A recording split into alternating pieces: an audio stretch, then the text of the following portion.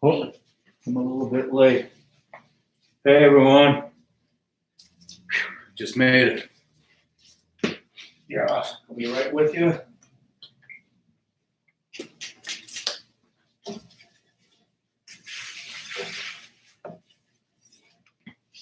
Okay. Thanks for being here. I wish you were really here. It would be awesome. But this will have to do.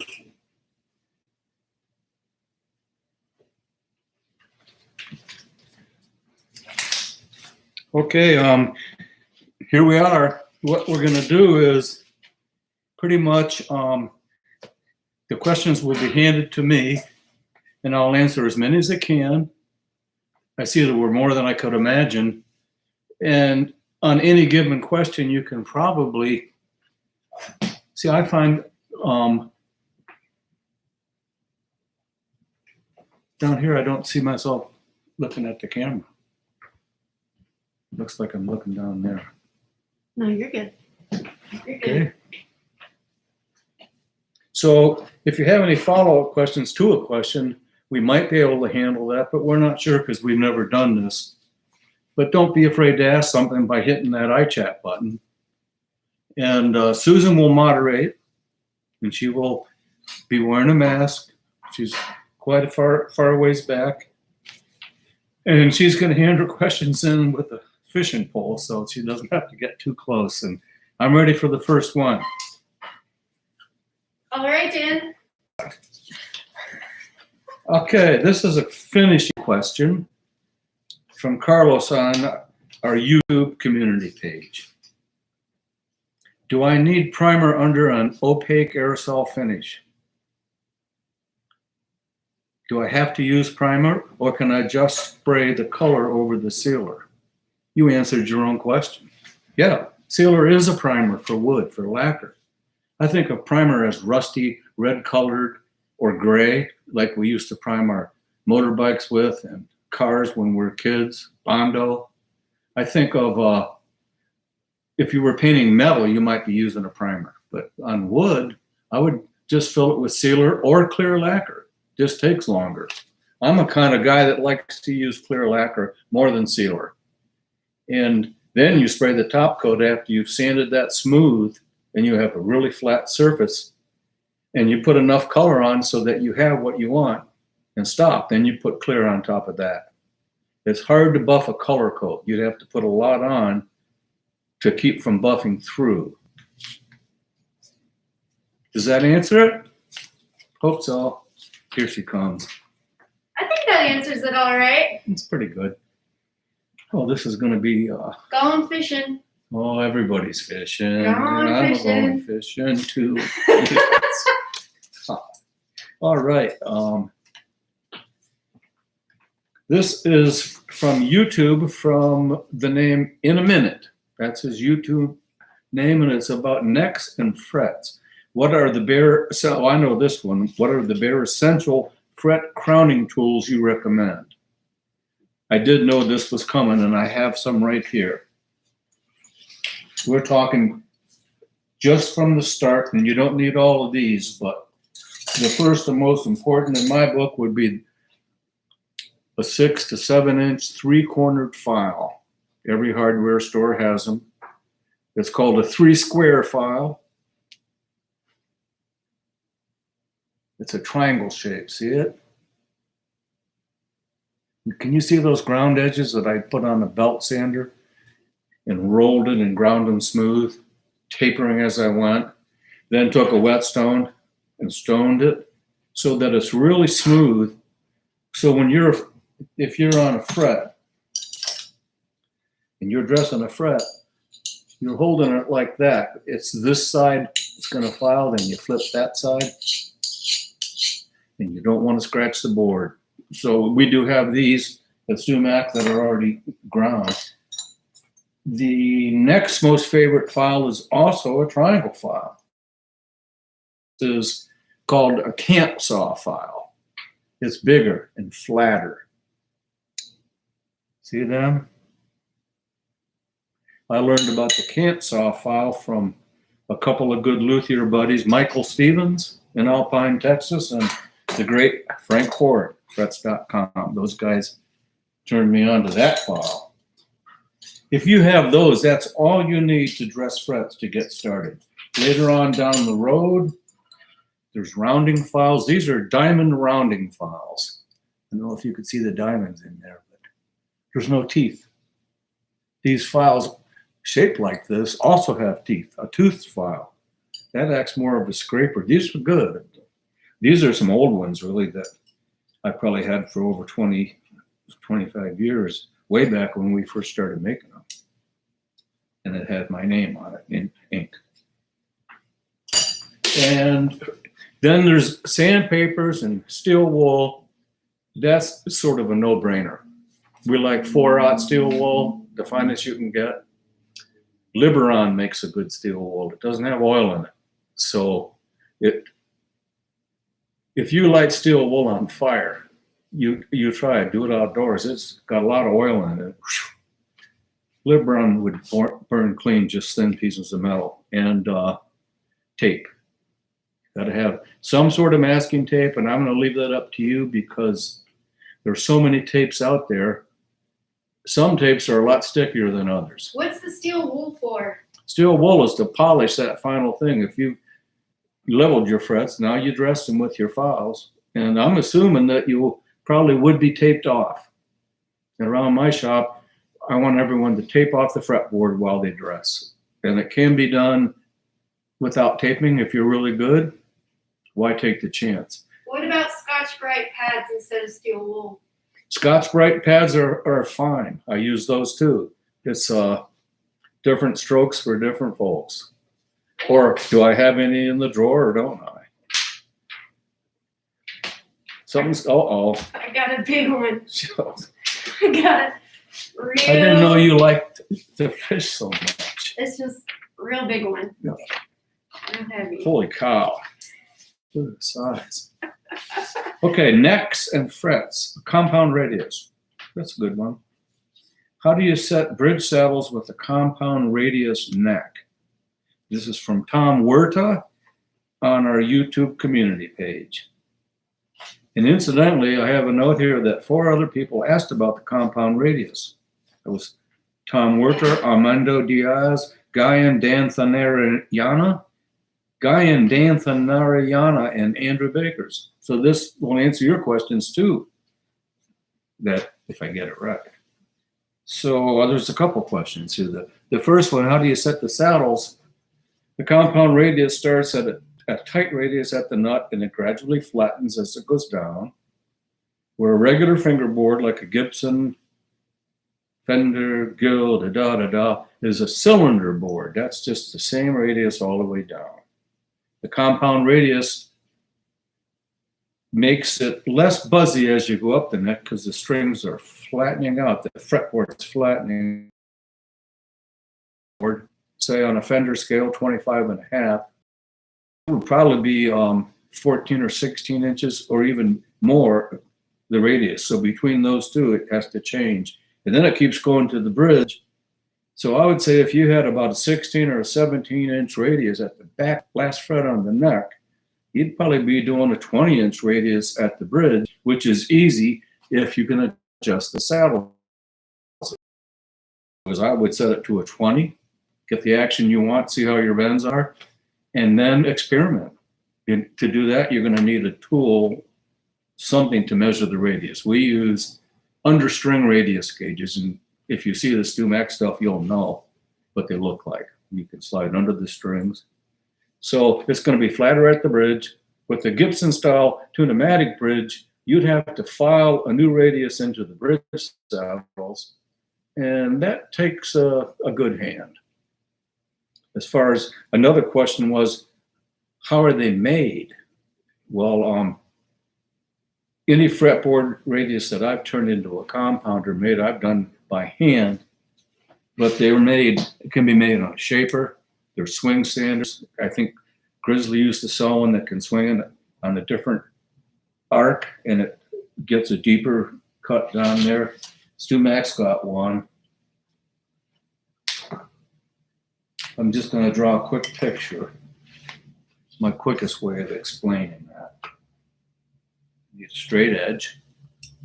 I've had that since 1969, the year I got married. It's Craftsman. It's really old now, but it was expensive then, and it was as fine as a Brown and Sharp. Ben, can you use the fat marker?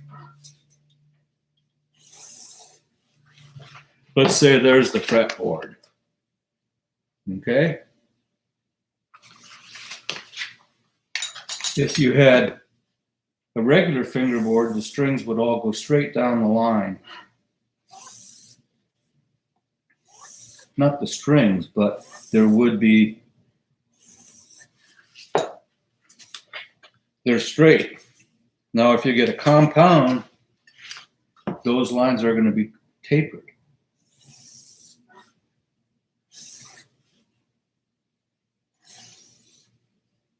They're kind of following the lie of the strings. And they are following the strings. It's going to look more like that. So you'd have to take your hand plane and flatten this board down and shave along those lines, creating facets going across the board. And then you'd sand them smooth, unless you had a tool that can do this. You can turn any fretboard into a compound radius, but you've got to take into account how thick it is and what you might run into by doing that. And I wouldn't suggest it. I think that answers that. And I see a canoe coming There's along another the river out fish there. in the pond. Another fish in the pond on this rainy day. There's some big fish in here, honey. Yeah, she's getting in trouble. Which clamps to buy first? Who's it from? This is from Gareth Travis on Facebook. What set or sets of clamps type and would you see as essential for acoustic and electric repairs? And which one should I buy first? That's good. I had thought about this, and I even wrote myself a little note.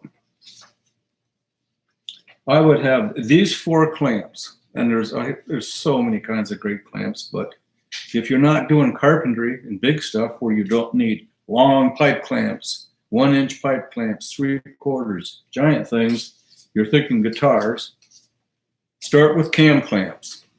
The cam clamp is the wooden clamp with the lever that tightens it down. You should have 2 small and 2 large. Next, I would have sound hole clamps. Those go through the sound hole and clamp bridges on. They clamp brace repairs. And this is, it's going to sound like a lot, but that's what you wish you had to get really going. It's not what you're going to have in 10 years by any means.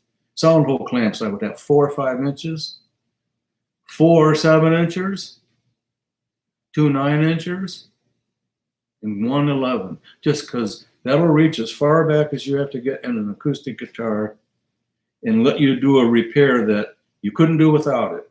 And sometimes you're going to want more. You'll wish you had 2 of them. Ibex clamps. I would say 1 to start, and that'd be, for my use, that would be the center clamp and a bridge glue. Probably with an over the bridge call. It's just a strong, powerful clamp. But you could get by just having 1. And that's how I started. I started buying 2 of this kind of clamp at the hardware store, 2 of these. Each time I needed a clamp, I'd go out and buy one. And I didn't have a lot of money back then, nor do I now. Swivel clamps, of course. Now these are fairly expensive. That's the big F clamp. They started as Jorgensen's many years ago. They're called Jorgensen clamps. They're flat bar clamps with sliding jaws. And these, the ones that we sell at StewMac, and I'm not here to sell you, I'm just telling you this, they have a swivel handle. So you can get in a tight situation and flip the handle. 6 clamps on a peg head when you can flip the handle. 2 to start and 6 That doesn't talk about spool clamps. You'll buy spool clamps when you have the first side crack that you don't know how to clamp together, and it's a delicate job. Dan, a few folks from the chat room are asking about stainless steel frets and wondering, are they better? Stainless steel frets isn't a subject that I would get online and talk about because I haven't used them very much. Some of the guys in my shop do. I have friends that do. It isn't something that I'm asked for because most of the jobs that I do are pretty old guitars, and it's sort of the vintage thing. But they're harder to use. It's harder on your tools. They're harder to bend, harder to file, and it makes for more work. But you should definitely try it and find for yourself. All right, going fishing. Oh boy. She's I mean, Oh, it's gosh. kind of out of control. bring that thing in here. This is Susan. Say hi, Susan. Hi, folks. See her? She's Thanks back for there being on here. the camera. Here we go. Yeah, she's no fool. We got to stay 6 feet, though. I know it. We are. I got my mask off. I've been in quarantine. From Christopher Hall on YouTube. Hi, Dan. What is the best way to accurately drill holes for a bolt-on neck in a solid body guitar? Mine tend to be off just a little bit, and I want to get them as accurate as possible. What is the best method? Thank you for your time. Well, you're welcome. I did prep for this one just a little bit, and it's pretty simple, and it's not the best method. It's a method. It's the way I do it.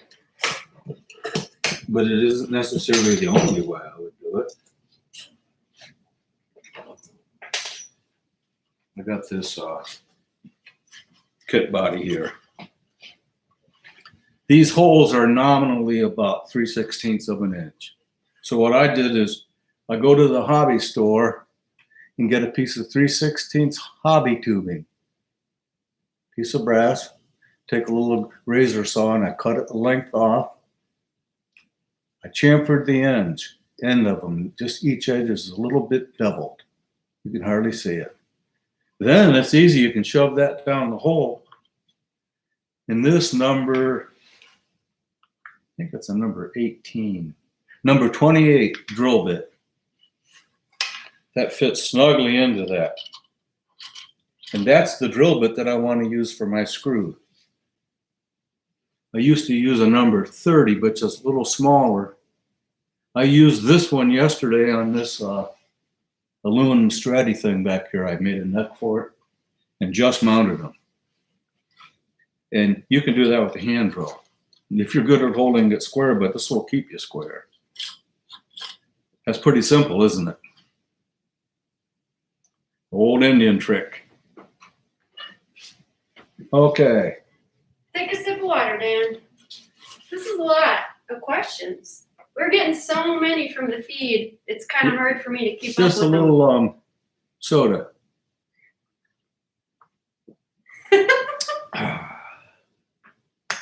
Is that water? You know that's soda pop. I don't know what that water run off of. Here's one. Could you take this Yep. body back? Mhm. You can go ahead and put it back in stock. Just don't tell anybody I drove it. Just kidding. Of course. Oh. Do you have physical problems from your years of guitar work? By On6 member, ONPSX member. So that's his title on YouTube. What would you change looking back over all your work on guitars based on posture? And have you developed any allergies for certain wood species? As far as posture goes, I know that 4 months ago I just had 2 carpal tunnel surgeries, and those kind of wore out. I assume that's from clanking and grabbing and clamping and grabbing and doing all that and dressing frets. It was getting so I couldn't sleep at night. It would hurt that bad, and I'd get up. If I got out of bed and hung the arms down, then it would feel better. It would get cold and hurt, sometimes numb. And I am thanking my wonderful doctor that these are perfect. I can play things on the guitar that I could not play for years. I can play better than I ever did because I went and had that done, and I was afraid of it, but you can hardly see it. So if you get old and sore, think about it. I think the way you stand at a bench is very important to posture. I was always taught to pretty much have a bench that's the height of your hands if you stand tall and flatten them out, as opposed to like this. And then it depends on your height, of course. So around this is the bench I like, because that way I can be up and into the sound hole of a guitar with plenty of comfort. If you're up high like this you can't do it. And I would defy anybody as my size to stand at a tall bench that I'm on a short bench and see if they could keep up with me. So bench height's very important, and also the chairs. You need different height chairs when you sit. And a lot of our work is sitting. You need different heights for the bench. I like the short ones because I'm the shortest one in the shop. And Paul likes the tall ones. But sometimes I want tall. If I'm using a Dremel tool in inland, I want to sit a little taller, I'll get a different chair. How tall are you, Dan? 6'10". John Henry. I have shrunken down to about 5'7". When I was in the Navy, I was 5'8.5". So watch out. And do I have any wood allergies? I don't think so. I've worn a mask pretty early on. I've always known to stay away from rosewood dust, a lot of the tropical hardwoods, particularly, and I know people that have allergies to all kinds of wood. And but I hope not to find out. You've got a lot of questions there. Also, what is your favorite snack on a break? That's easy. Actually, it's very easy because I have one.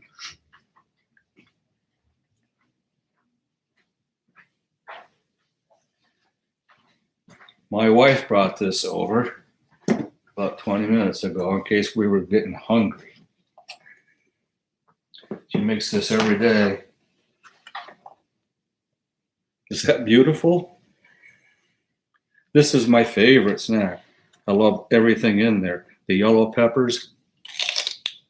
And we'll get that kind of dip, which is more fattening, or else hummus.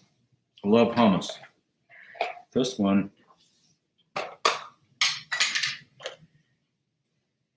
I'm going to just take a taste and put it away because you brought it up.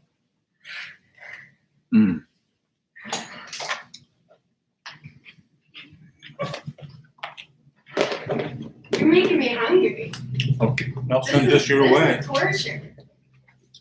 Actually, I didn't eat lunch. That's good. Well, I thank my wife, Joan. She makes this at least every 2 days, and she makes one for our daughters up the street, too. And they go to the store and get the veggies. We have not been in a store. I'm going to set this over here. And Susan can have some. Thank you.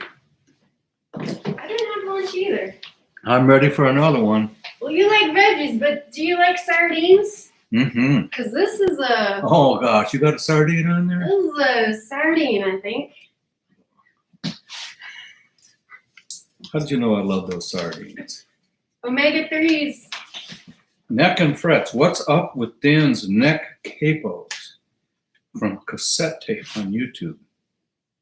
What in the heck is going on with the neck fretboard on that guitar? Is it part flute? How dare you call my guitar a flute? No, it's not part flute. It's, I can show you. It's a little capos. I got tired of running into a capo, and I love to use them. It takes up so much room, and my hand's always hitting it. So I developed a whole bunch of capos over time. And then I came to find out that I liked two capos. One 4-string and then another capo to go with it to hold down the outer 2 strings. Right now I'm capoed up one whole step. It may not be at pitch, but it's tuned normally. So if I wanted to play a C chord shape or a G chord shape, but I have a low D because I capoed up. I didn't tune the string down. So you get different chords than I've ever had.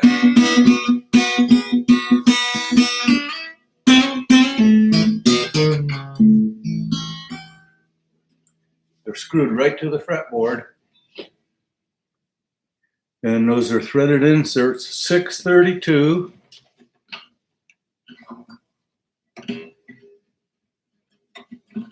Gibson Tune-O-Matic bridge studs with their thumb screws silver soldered to it. I put little decorations in the top. That one fell out.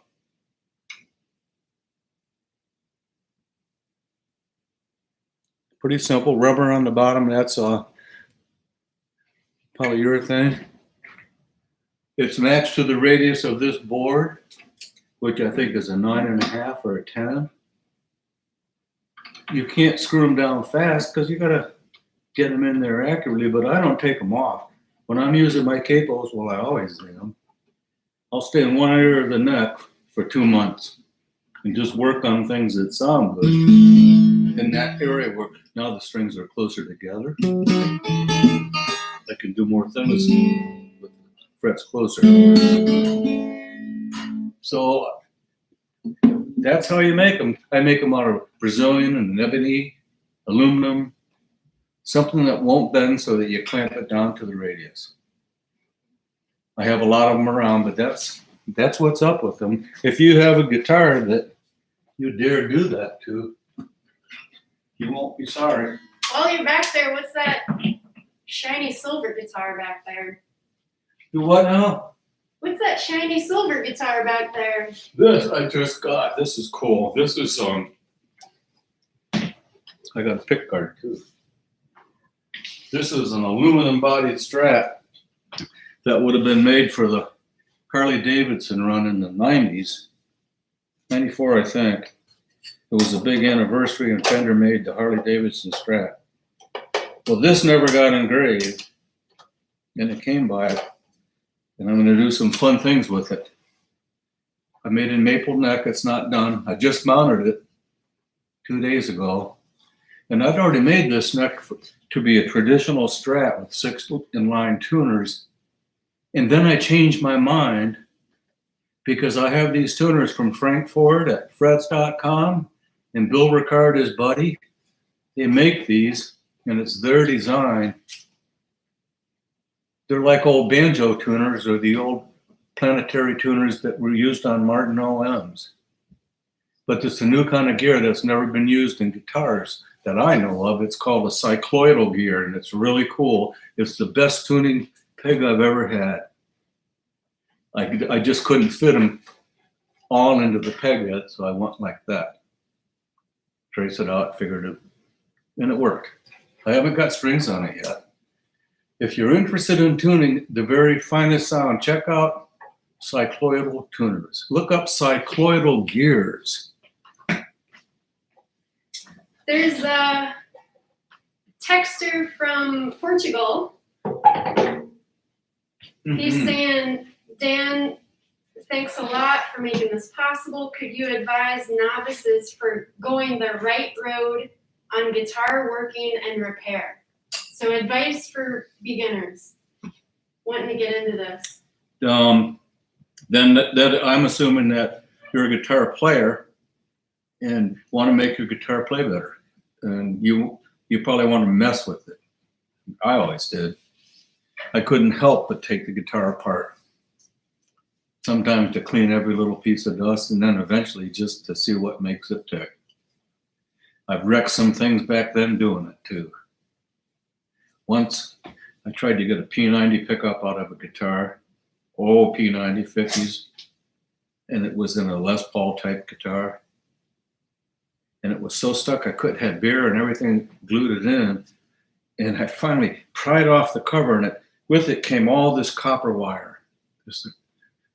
Then I realized how much wire is in a pickup. So I was doing something I shouldn't have. When I first started out, I wouldn't have dared to try to pull that thing off.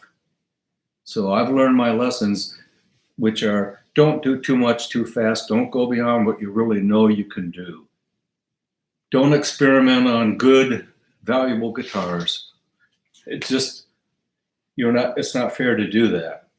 And I would imagine a lot of guys from my era look back on some things that they did when they were young and didn't know and say, oh my God, did I do that? And start low. Don't be afraid to adjust your neck. Don't be afraid to adjust your pickups, but study up on it. Don't go right to a truss rod and see what it does. Know what it does, then go to it.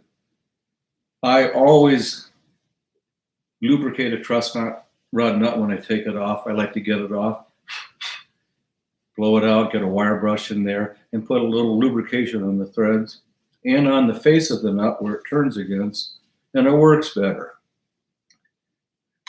Don't be afraid to adjust your bridge saddles until it plays horrible.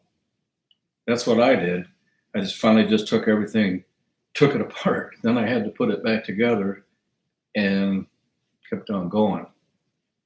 With a truss rod, study up how to do that. My good advice to a lot of people would be, I hardly ever take a truss rod and tighten the neck to get it straightened out.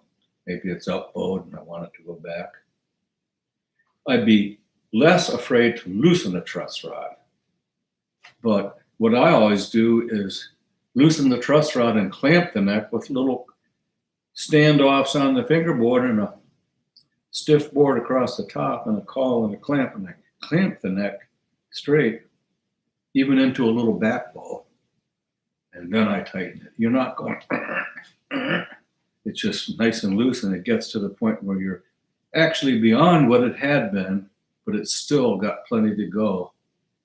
And 8 times out of 10, you'll find out that when you tune it back up to pitch, actually I can do it not at pitch, that neck will be in a back bow and you'll have to loosen the truss rod nut to let it go straight. And that's a hell of a good feeling.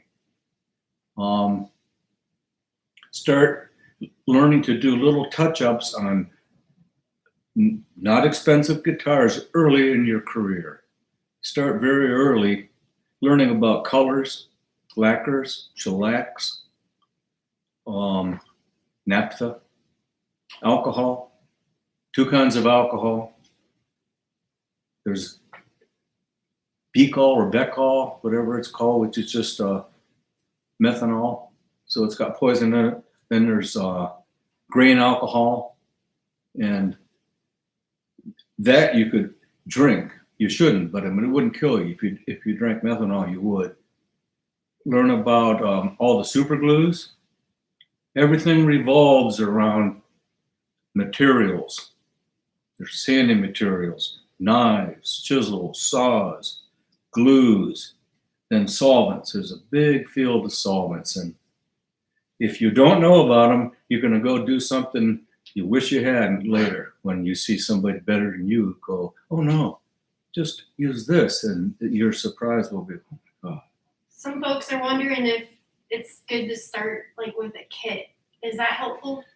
Kits, yes, absolutely. If they would have had kits when I was a kid, God, I would have been all over it. There was nothing like that. I am from the generation that you actually had to go make it if you wanted a good guitar, or if you just were curious. But I would start with, if you're really nervous about building and worried, start with a ukulele kit. It's pretty easy to put together, and you'll learn about glues, you'll learn about basic simple joints, you'll learn about finishing, you'll need some tools. Then graduate to an electric guitar kit. That's easier than an acoustic guitar kit, but harder than a uke. I'd build all the different kits if you can afford it when you're young and just starting. Then you'll get a whole lot of stuff out of the way and not learn it the hard way. Oh, something's coming in. Slow swimmer. How to remove the wood covering the truss rod. From PK2 Studios on YouTube. This is under Necks and Frets. Hi, Dan. I'm working on an SJ that needs its truss rod replaced. I've removed the fretboard, but I'm not sure how to remove the piece of wood covering the rod itself. Any tricks to avoid damaging the neck? I did think that one over. First, we all hope that the neck wasn't damaged getting the board off. And this is easy. I think I can just demonstrate it pretty quickly. I'd take that SG and I'd use the old double stick tape, you know, that stuff. And I'd double stick 2 boards to it. And here's this bit. This is a 3/16 bit with a ball bearing on it. A little bit higher. There you That's go. small. That is very dainty. That 3/16 bearing is going to ride down this slot that I created. And then you can route this out and stay right on the center of it. Because that's actually a little smaller piece of wood and that's filler strip than 3/16. And before I did that, I'd have gone over to the drill press, or I could do it with a hand drill. I'd clamp this down and drill square right down through this with a smaller bit, just to get some of that wood out of the way. Take you 10 or 12 minutes, you just start drilling little holes. You're gonna feel yourself hit the truss rod quicker up here because it's coming up. It'll be a while till you hit it there, but it doesn't matter because you're gonna take it out anyway, right? And then after you've removed a lot of the chaff in between, the Dremel tool will have an easy time just to slowly plow through it. When you start hitting that rod, that's when you would stop. But by then you're gonna see the thin little sidewalls of the glue layer because you probably won't hit it.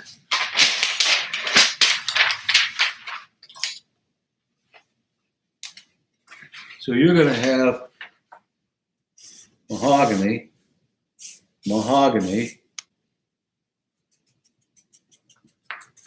and this is all maple in here, but you're gonna have a little bit of that left if you're dead on center. And just a little bit on that. That's gonna be, this will all be gone, but that little bit will be maple. And the touch of a sharp chisel right up here usually can chip that piece right out. This neck is a destroyed 50s Les Paul neck that we were gonna fix and gave up. Decided to make a new neck instead. And you can chip that glue line and those pieces will flake right out. Then you can get the rod out. That's what I do. And I did this in about 15 minutes just to get ready for the show. That's a StewMac neck press on a tapered block of plywood. I don't remember why I did that, but there was a reason. That help? I wish I could hear everybody. Yeah, it's hard. Boo! Who said that? I'll try to give you as much feedback as I can. Okay. Sorry I haven't been talking a lot. There's been so many questions out here. But I got a little, it's small, but it's good. I love this girl. Oh. But she doesn't know how to fish. Come on. Building. Do you have any Albert King walnut left? From Robert Walker on Facebook. Dan, any walnut left from Albert King's project so many years ago? I do. Not much. Actually, also a lot of people are asking about the flying V in the background, what that's all about. So maybe those That has questions- to do with that question. After I made Albert King's guitar in 1971, 72, I never used that wood very much until I was down here in Athens, Ohio, a long time, because I made my first replica for somebody about 2005, 2006, something like that. So I'd hauled the wood around. My cousin Mark, who's got a business in Austin, Texas, he and I were partners. And when he went to Austin with a whole bunch of people from Ann Arbor, we divvied up that walnut tree, which had been stickered inside for 100 years in a barn. And it was just special stuff. And then, so I made about maybe 8 or 9 V's in the last 15 years or whatever it's been. And a couple of years ago, my very good friend Brian Gallup, who worked with me in my old job back in Big Rapids, Michigan, and took over the Guitar Hospital when I left and made it into this worldwide famous building school and Lutheran Training Center. He goes, Dan, why don't you and I partner up on these things and make some of these V's? And it's been a couple of years, and we're doing that now. And it's, we'll see what happens. But there's one here. This is an odd one. This man has waited for a year and a half. Maybe not that long.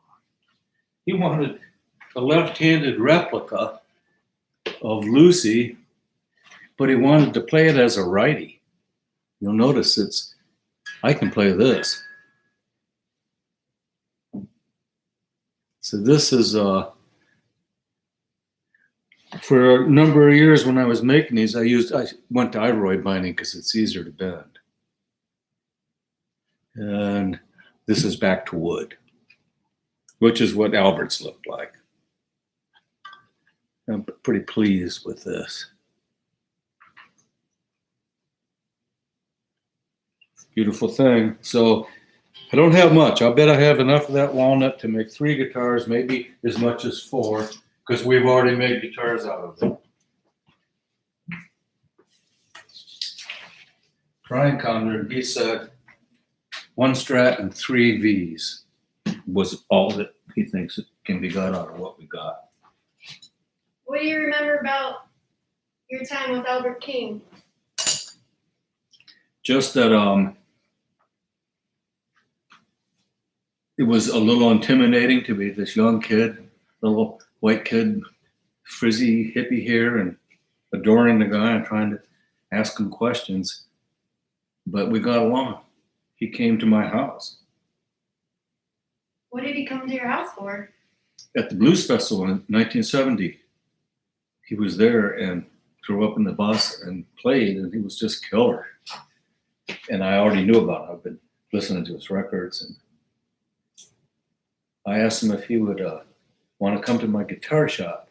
And I bet he's probably never actually been to a guitar shop. Those guys, the old blues guys or any musicians, don't know about guitar shops. They buy a guitar, music store. Mm-hmm. So he came over. The truth is, I said, Mr. King, I have beautiful, very old black walnut that's the same color as your skin, and together you would look beautiful.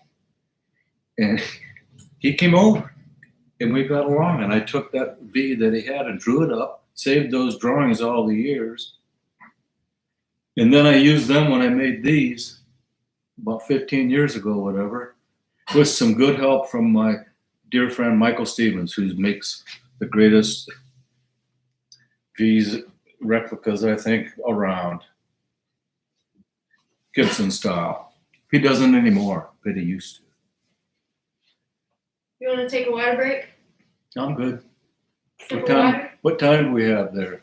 We're gonna be on for about 15 more minutes. Are people still talking over on the side thing? Yeah, we've got 2 viewers. 2 people? 2 people total. No, just kidding. There's plenty more than that. You can tell how many viewers are there? Don't tell me. Okay. All right, I got another fish. Whoop, After that snack, I'm powerful hungry. whoop. Oh, she's. Mhm. How to cut a solid body shape under building. Do you use a template? This comes from Tommy Vega on YouTube. What do you prefer to shape a solid body? Router and template or sanding to the line? How would you shape a custom shaped guitar? Build a template first or sand it to the line? Well, those are sort of same question, really. Before I had gotten deep into building guitars, I was bandsawing to a pencil line and scraping and filing and sanding it the entire contour. And using block sanders, blocks of wood, and Rockwell Porter Cable 330 orbital sander. The black ball looks like a bowling ball. The good ones they're about a 4.5 inch pad. That was before I'd ever considered taking the time to actually make a template first and using routers. I was afraid of routers. You know, they're dangerous. I use them. I have a shaper that I use, but it still makes me, when I first came to StewMac and I had to work on some big tools, we still have some of those tools, because that's how good they are.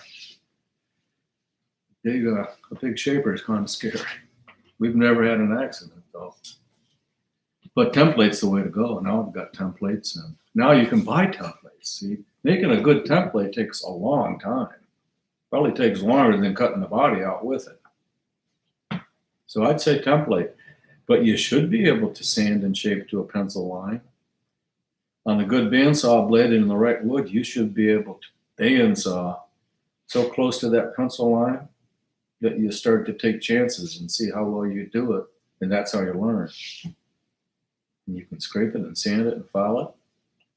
I even radius with the file. If I was making a round over on a telly or a Strat, it was tooth files and blocks of wood, eventually routers. I was always afraid to chip out with the router. Once you learn how to really use it and understand the wood better, but when I first started, I had some horrible, God, I was using a drill press, Sears drill press, wonderful machine, 1969. It had double step pulleys and you could get up to 8,500 RPMs on it. StewMac has one just like it, and Brian Gallup has one. He bought it when I moved to StewMac. I was going to drill a hole in a blank of maple for a truss rod. And I wasn't quite sure what I was doing, to be honest. I mean, I can't drill an 18-inch hole through a block of maple, but I have seen someone that can do it. But he had gone over there and turned the thing up to a high speed, and I didn't know it. And I had this drill bit I had welded to a 3/16 piece of drill rod, and it turned on and went at right angles, just like that. It turned on at 8,000 RPMs. It was on the other side of my head, so it was going away from me, and it broke as soon as it hit the column because the weld broke. And I was out of the way, but God, you got to be careful. I don't know where I'm going with that, but it's a good lesson. Couple things. I was doing more than I knew how to do. That's what it was. First, Read books. Sorry. No, I'm sorry. And everybody, I would say, No. start learning the essentials of basic machine work too. You've got to learn how to make your own truss rods. And when you get a chance, get a little lathe. Mix things on it. I have a small lathe that's only this big, and I made tons of stuff on that for guitar repair. That one, particularly one, stands up and becomes a little miniature milling machine. When I got into learning to mill things, instead of only using a drill press as a drill press, I went through all the milling vices. They clamp to the table, they crank, they're controlled. You can mill thousandths of an inch off. You should be able to tap, cut threads, not on a lathe, but just hand taps, stuff like that. Metalworking, basic metalworking as it pertains to making guitar parts and fixing your own tools. We only got time for a couple quick ones. Someone from the chat room is talking about WD-40, asking if it's okay for pots. He says, or she, I used it on my telly a year ago and haven't seen any negatives so far. WD-40 on pots. WD-40, do they hear you saying that? Yep. People want to know, can you use WD-40 on pots? I don't know that. I wouldn't. But I've never tried because I've always had the other cleaners, contact cleaners. Geez, I might go try it. Somebody out there must know, right? I'm gonna cast this one. Oh boy. Okay, here we go. Oh, hold on. Yeah. Do we have time for one, eh? Yep. This is probably gonna be our last one. How to set Floyd Rose bridge saddles for a compound radius neck. Didn't we all talk about that? Did we? Maybe we didn't. Well, I can ask on a another Strat style guitar, you can adjust your saddles until you get the right. We did talk about if you start at here with the 10-inch radius, by the time you get down to the bridge, it could be 18 or 20 or 16. With an adjustable saddles, you can experiment with that. But you have to have those under the string radius gauges. Do you know what those are? You don't have to have, you should have. Just a little thing like that, you hold the handle and you can slide it under the strings and measure the radius on top. That sits up between the middle of the D and G strings. That's how you adjust your saddles, watching the radius. And that's how. I bet I'm getting the hook. All right. I think we have just time for one more if we make it quick. Is that all right with you? It's fine with me. If Susan says we make it quick, All we've right, got time here for we go. one more. Here But we go. I'm really glad to do this with everybody. I hope it's going good. Folks are hoping we do Necks it and again. frets, fret buzz when bending on a fender. Do I need to create fall away on the last few? From Josh Jenkinson on our YouTube community page. It came from two people, from Josh and Kalazia Faki. What can cause fret buzz choking on the high E string when bending on blah blah blah? Bending on bends on. It's pretty well known that if you're playing an old 7 1/4 inch radius fender and your action's low and you're bending, that as you go into the B string area and the G string, you're going across a curve and it's gonna hit it. Like you're on a tight cylinder, and as you're bending up, you're no longer flat. That's why they come up with the compound radius, to spread that out. That's simply the reason. You're going uphill. So on a new fret job, you can carefully, subtly change that into a bit of a compound, but you can't do it as much as it would be if it was made into the wood. When you build the neck, that's when you should create the surface. But so raise the strings. You have to keep raising them until it doesn't bother you, and then make a choice. I think it's about time we start saying our goodbyes. Goodbye, everybody. Come back next week. And you write in those questions. Folks are saying thanks a lot, Dan. I think people really appreciate it. You got a lot of fans out there. I'm glad to have you here. Let us know if you want me to keep doing this. And it's all on the YouTube channel. And that girl down there. Hey, that was supposed to be hidden. Well, I can see your hair. Okay, signing off. Bye, everyone. Bye.